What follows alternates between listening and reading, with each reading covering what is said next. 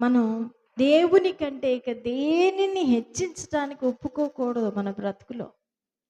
దేవుని కంటే ఏ మనిషిని గాని, ఆ! ఏ వాతావరణాన్ని గాని, ఏ పరిస్థితిని గాని, ఏ యొక్క సంస్థను గాని, ఏ యొక్క అధికారిని గాని, దేనిని కూడా దేవుని కంటే మనం హెచ్చించటానికి ఇష్టపడకూడదు. హెచ్చించవలసింది ఏదైనా ఉంది అనంటే, అది నీ దేవుడైన యెహోవాని మాత్రమే. మహిమపరచవలసిన వారు ఎవరైనా నీకున్నారు అనంటే, అది నీ దేవుడైన యెహోవాను మాత్రమే అని నువ్వు నిశ్చయించుకొని, నీ జీవితంతో, నీ ప్రవర్తనతో చూడండి మాటలు చెప్పడం కాదండి. ఇప్పుడు నేనున్నాను. ఇప్పుడు మైక్ పట్టుకొని మీ ముందు ఏదో మాటలు చెప్పి, ఆ!